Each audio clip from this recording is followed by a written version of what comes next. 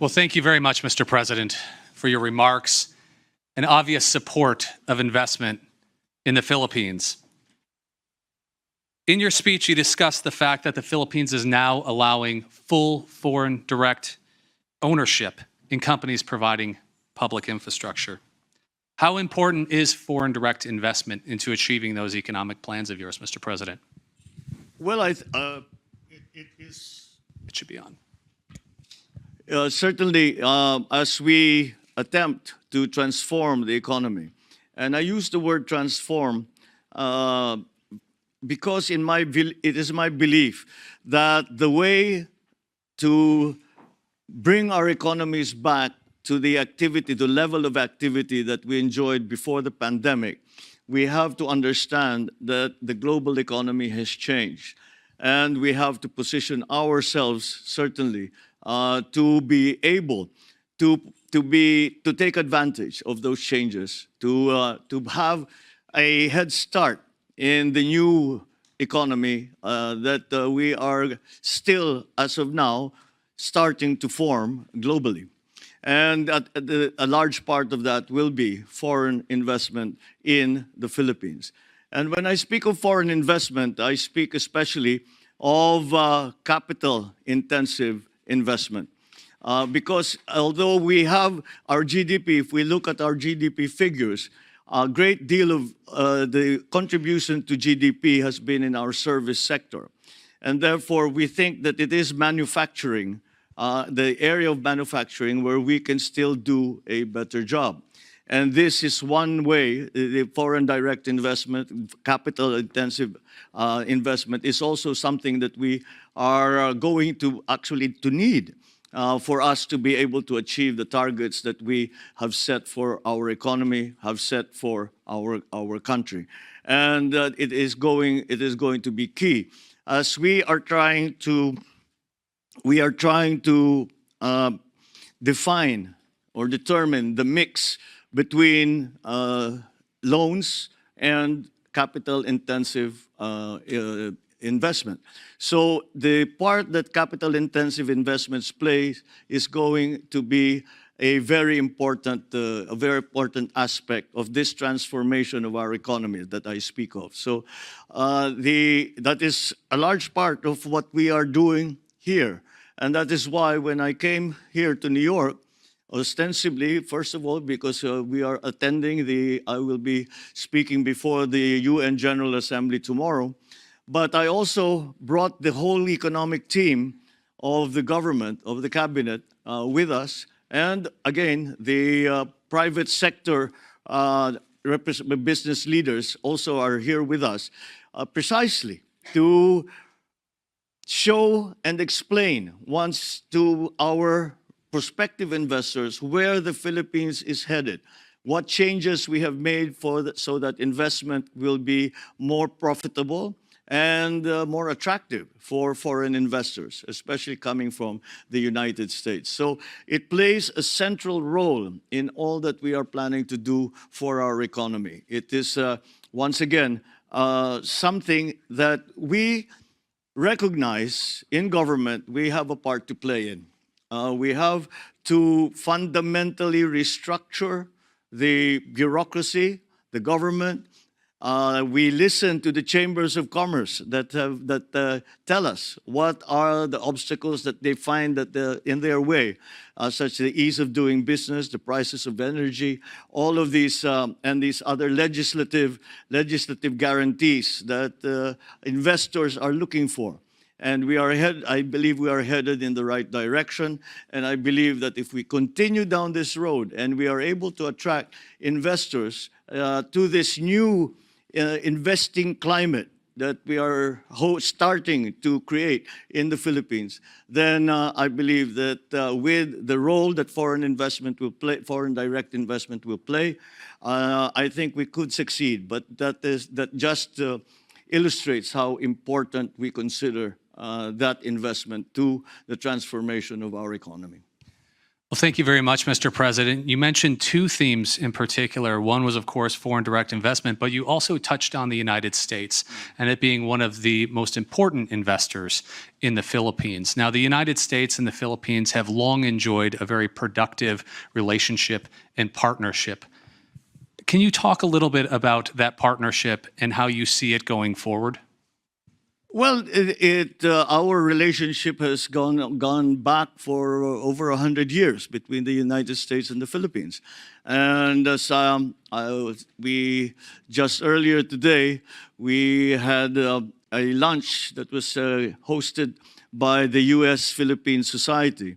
And I spoke to them and we talked perhaps more on the subject of geopolitics. And I explained that it is very clear to me in my vision for the way that the country will move forward that I cannot see the Philippines in the future without having the United States as a partner. And although I was referring to the geopolitics of it, and I was referring to the political situation in the region and around the world, that certainly does continue to apply in our exchanges in the economic front. And many of the drivers of our early economy were actually American corporations. Many of the strongest corporate benefactors really to government and to the rest of society in the Philippines were coming from the United States. Now, of course, this has evolved as time has gone on, but the strength of that relationship continues.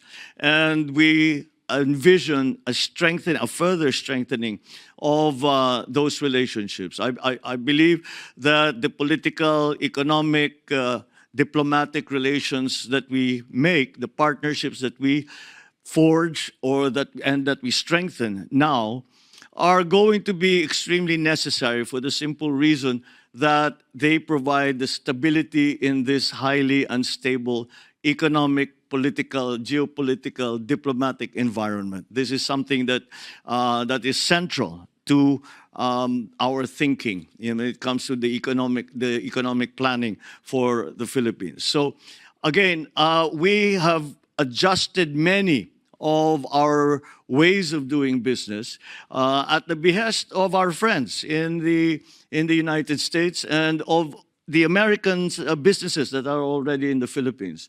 And so I think that will give us great opportunities in the future, and for both our countries, for private corporations, for government-to-government agreements and arrangements. We have really opened up the policy of the Philippines to more of these public-private partnerships, but not only PPPs, but also G2G arrangements, as I mentioned, joint venture between private entities. And it is something that we feel can actually be achieved. So the United States has always been central to that. I cannot overstate really the role that the United States has played in the Philippines in every aspect of our lives.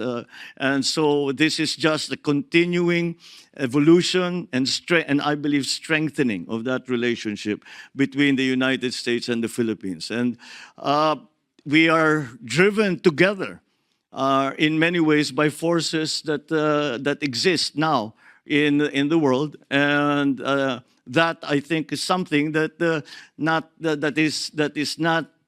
we certainly in the Philippines, and I think not in the United States either, that we are resistant to.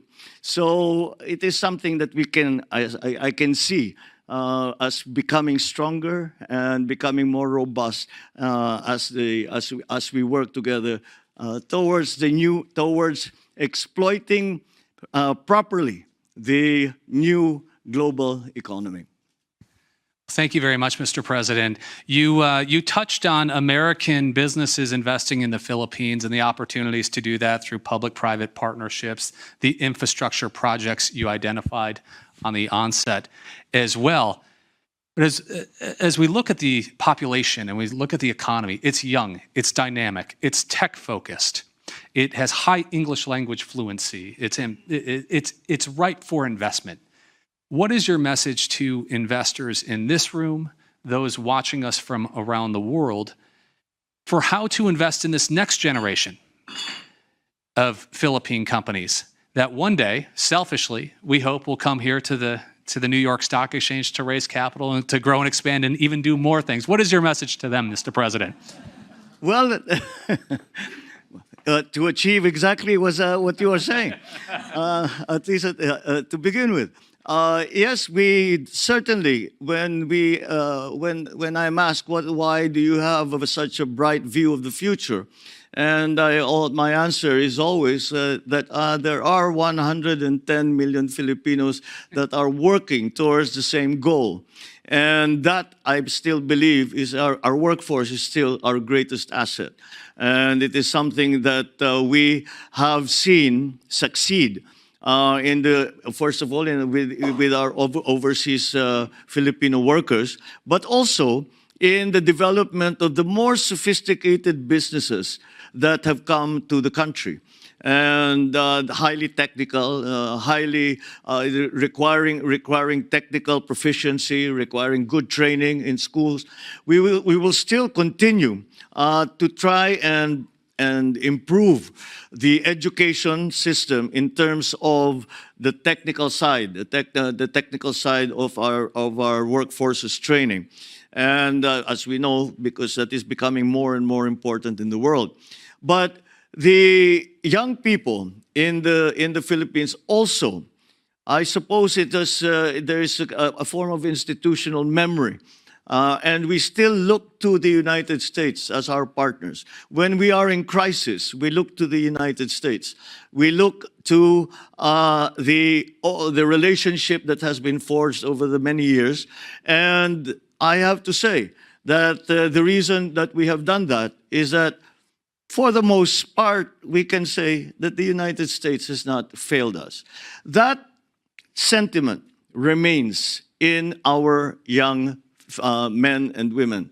That sentiment remains and will, I think, be further fostered if we are able to show some successes, at least immediately.